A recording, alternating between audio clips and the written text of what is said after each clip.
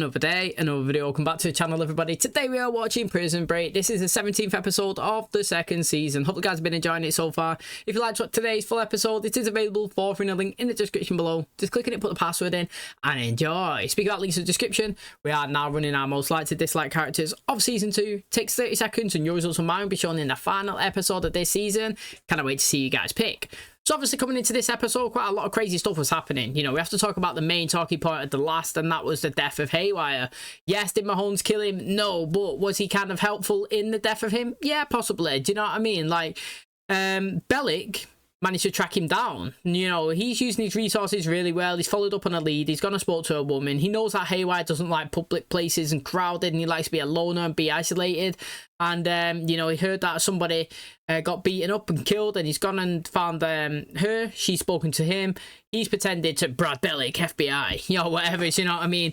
Got a location of where she met him. She's gone down and he's chased him. Now, he's chased him up to this building where he's climbed up and he's waiting at the top. And pretty much once he's up, you know, what goes up must come down. He didn't want to go back to prison. You know, Mahones has gone up and spoken to him. He's basically saying that the easy way out of it, you know what I mean? Like, you don't have to go to Fox River anymore. You could just basically kill yourself, and that's what he done. He leaped off the top of it. Was it a tower or something? I'm not too sure. And obviously just died right in front of everybody on the floor, and that's another one down. So Tweener, Bruiser, and Haywire are gone. Interesting to see who the next victim will possibly be.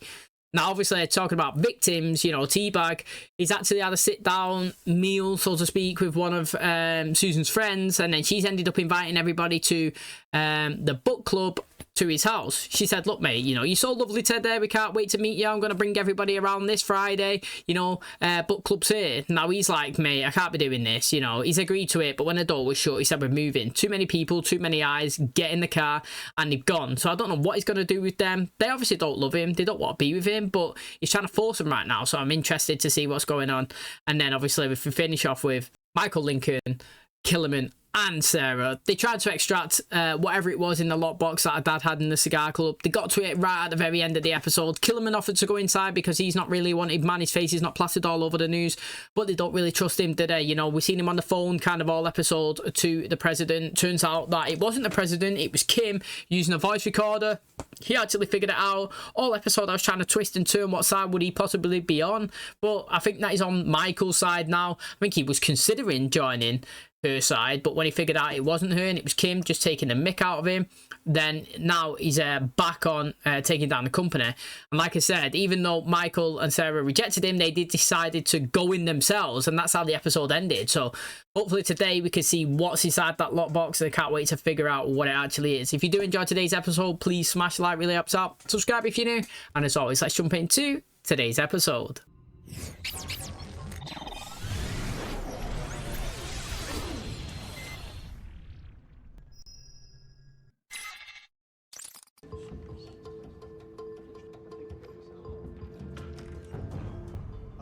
Miss Tancredi. Reckon Michael's thinking it's taking too long. Miss Tancredi. Miss Tancredi. Ma'am? They didn't even get the box, did they? They're going out back. Come on, come on. See, Killerman could have walked in there, like he said, but they just don't trust him, did they? They thought they could do it themselves. Did you see the doctor today? Yeah, he said I could go home this week as long as they stay out of the street. Are you mad at me? No one is mad at you. And I gotta go, but I'll call you back later, okay? Okay, bye. Cameron. I love you. The girl, Dee Dee. Apparently she's been ill. Some chronic condition. Fax Franklin's mugshot to every hospital in southeastern Minnesota. Already done. Call me when you have something else. We didn't get it. What? And we need to get back in there soon. We'll be back in a couple hours. Where are you going? Turns out that maybe there's one member of that club who can help us. Pope? Oh, no way. Pope's in there. What are you doing here? What's Sir, that? please, I need 5 minutes. After that, if you want us to, we'll leave. Who's us? Us. Michael's gonna turn around. What the hell are you thinking about? Waltzing in here? You're a wanted criminal. In case you've forgotten, I've dedicated my career, my entire life, to keeping people like you behind bars. My father was looking into the Burroughs case when he was murdered. This key is the only thing I could recover from his body. You can't really blame him though, can you? Because all of his life he's worked in the correctional facilities, you know what I mean? And his job is to put away bad people. The fact is that Michael's here, he's just another criminal towards him, but we also do know that he's kind of looked into the case a little bit and he's tried to help Lincoln. And, you know, considering all the suspicious activity that's kind of evolved around all of this, and the fact that Michael, he must know intentionally put himself inside to try and get his brother out. Do you know what I mean? Must want to raise his kind of intrigueness, you know, the situation, his suspicions as well. And I know that he wants to uphold the law, but also, you know, there's a chance that an innocent man right here in front of you is going to get sentenced to death. And the fact is, if somebody's saying it, it's only going to take 10 minutes of your time to look at new information to obviously help aid the case to please freedom. Do you know what I mean? Then, regardless of whether you are a person that upholds the law, that you are going to take that 5-10 minutes just to look into it, because, you know, it's about what's right and what's wrong. Do you know what I mean? You don't want to turn a blind eye just because you're trying to be stubborn and just think that what you know previously was the correct thing. That's because that's what's been fed and been given to you. Do you know what I'm saying? Like, now you need to make your mind up and do it yourself. And if it's staring you in the face, you know, you can make that decision then. So I feel like he's going to do it because he is a pretty decent guy.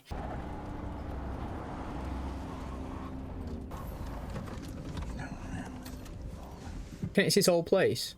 My home. Yeah, I knew it. But then I'm surprised the feds aren't come and look there. No.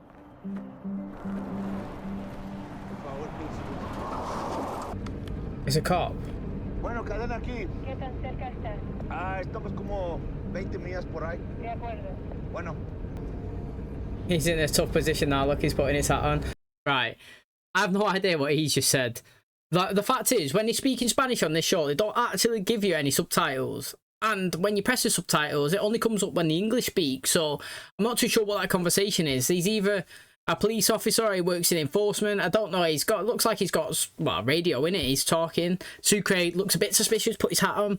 But going back to a couple of episodes back when Sucre was in it again, and the majority of that episode was Spanish, I'd like to thank a Patreon member, Rob. He kind of done a summary of it. He was basically saying, look, when he was on the bus, you know, they told him to get off because it's not a free ride. He couldn't really pay for anything. There was an old guy on there, basically just lost his wife. He said, look, mate, can you cook? If you can, you know, I'll let you come to my house. You can have some food. You can have some shelter.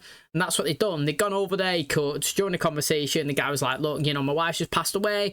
X, Y, and Z. Do you know what I mean? That's when Sucre kind of like stole the car. The reason why he got actually pulled over by the police, I was wondering, he was mentioning it was because basically they noticed that the car was this old man's and a different person was driving it. So they returned it back to the house. That's where the old man said, yeah, don't worry, you know, it's not been stolen. I'm glad you brought him back, though, because, you know, he didn't really take any gas money. That's why he gave Sucre some money, and he was basically said, look, you know, go and get your girl. That's what he's gone and done. So, very interesting, you know, good summary. Needed it, because I didn't really know what happened. And then again, you know, I don't really know what the conversation he just had, but also do know is it seems like it's somebody in enforcement or something that he's got in a vehicle with. My daughter Dee Dee, she's really sick. She's had this kidney thing since she was real young. It's mostly on the left side. Where is she? Oh, she's sitting right there. Can I see your insurance card? No, I don't have any insurance. After I left the Army, they discontinued my insurance. Are you a resident of Hennepin County? We're from out of town. You have a driver's license? Look, I don't have a driver's license. Let me go get my supervisor. Good. You two made a big mistake coming here today. You give me no choice. I'm gonna notify the authorities right now. But I can't let you do that. I just want my brother's life back. I want people to know the truth. I'd give anything for that. I'd lay down my life. Well, that's easy for you to say, standing on that side of the gun. What if I'm standing on this side? This isn't a primary care facility. We provide necessary care in life-threatening situations. Look, I know what this is. This is a hospital, not a homeless shelter. A what? Oh my God. He can't do anything. What's he gonna do? Run? I don't know. She's not letting go. Don't let her pay for your mistakes. Oh, I'm glad he didn't shoot him then. It's the key to an innocent man's freedom. Come on, Henry. We both know there's something going on here. Henry, you've looked into this before. You've thought about it. I have, but I am a man of the law. And right now, I've got a convicted felon standing inside my house.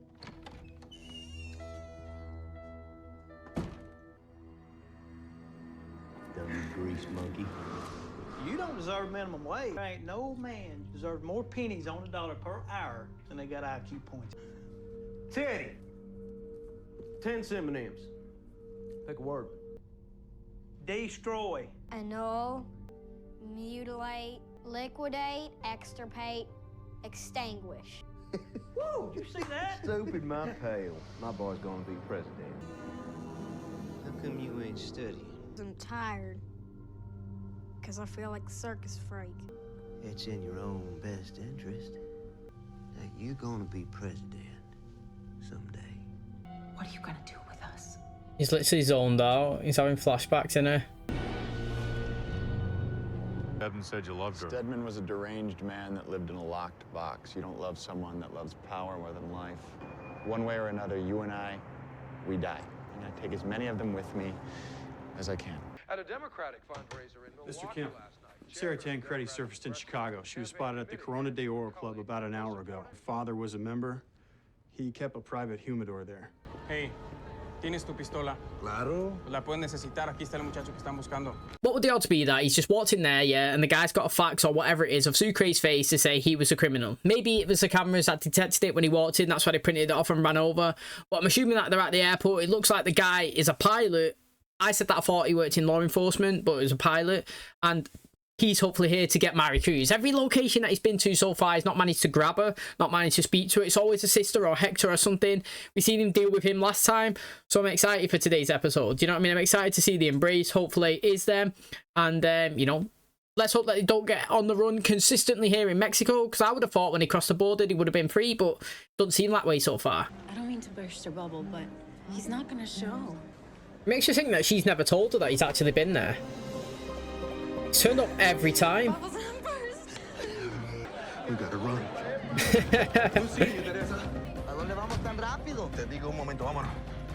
You're crazy.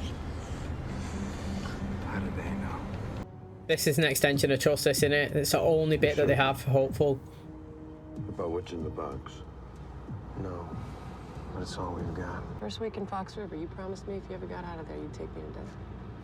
Well, maybe after we wrap this up, we can stop off and get you a burrito on the way back to Pope's house. pull that off. I'll tell you later. Is he in you? Yep. This shouldn't take more than a couple of minutes. Any longer than that, we'll know we've got trouble.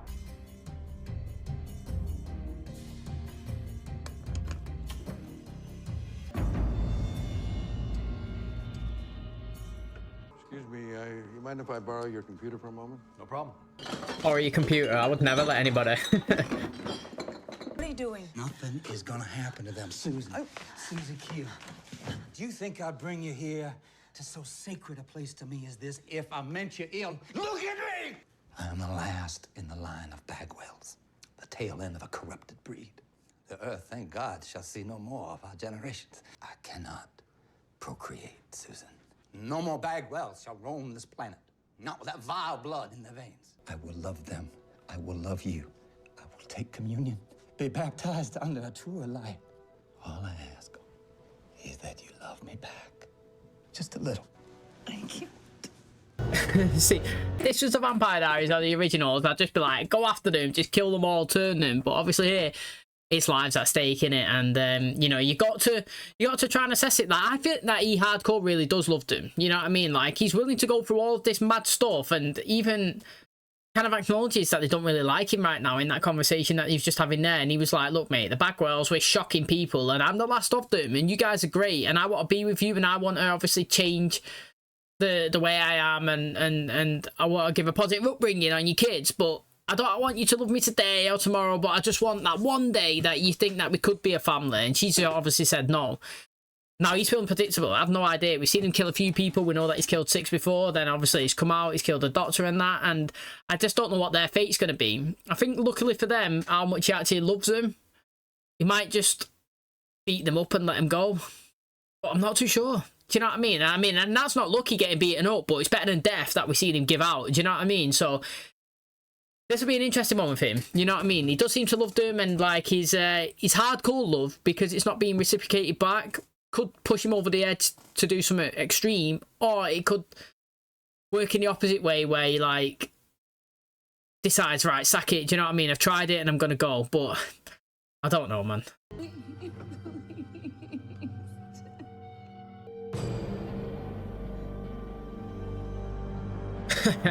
Yeah, I wonder what's going through his head. Where are we? At the doctor's office, sweetie. You wait your turn. No, it is my turn. This is an emergency right here. I need you to look at my daughter, okay? This is all the money I got, okay? That's $400.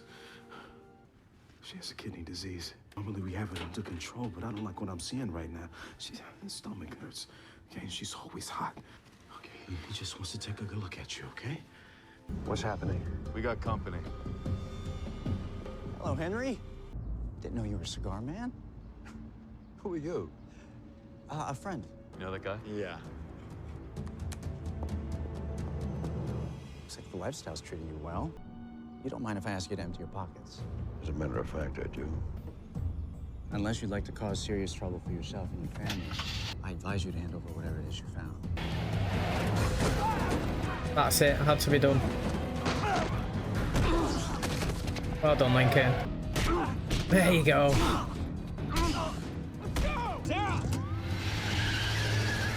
To be honest, I'd take their car. The car's right there. Kill me. Just get in it.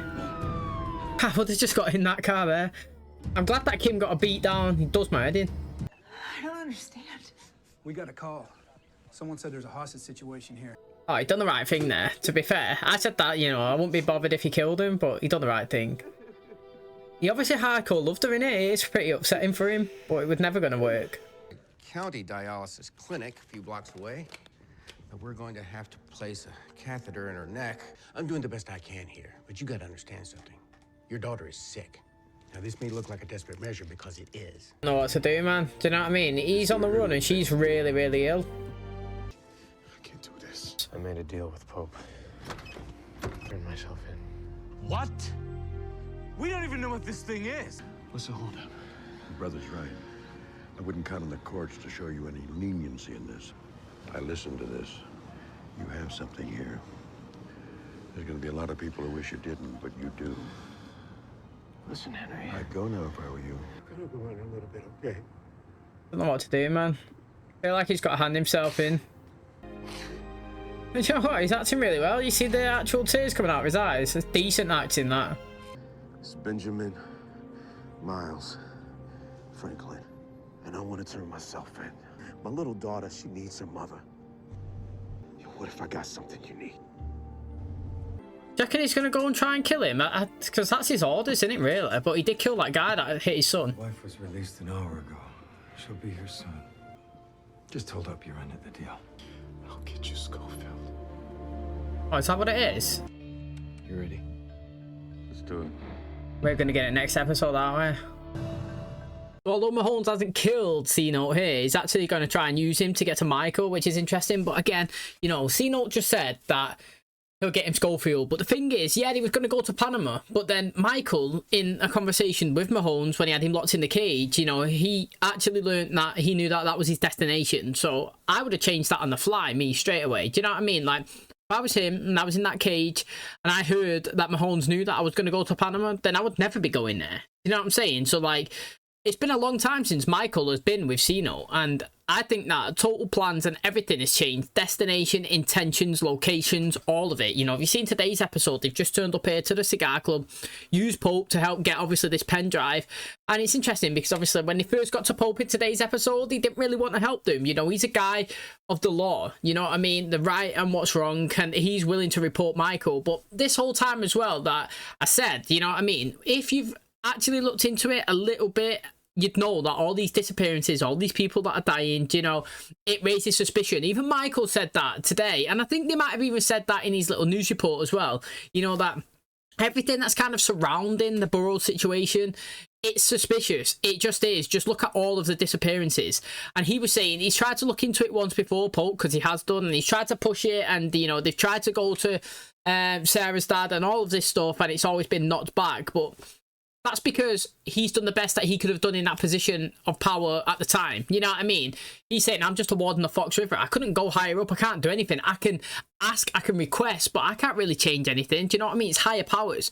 But now that he's not part of anything and he's still here in this situation, you know, he's got a chance to actually look at more information and possibly let an innocent man go. And, you know, the fact is, knowing that now, Pope anyway, coming out of that facility and having somebody from the Secret Service turn up and say they want this, this, and this, you know what I mean, off him, and demanding that they search his pockets and get in the car, it would instantly make you think that something was going on, you know what I mean? And I know that obviously he cut a deal with Michael that he was going to hand himself in after he'd helped him do all of this. Basically, I would have said that that was kind of the Pope's, you know, a subconscious thing to say that he's kind of done something right. Yeah, okay, he's let Sarah and Lincoln go, but he's also done something good and he's handed over a criminal to the authorities.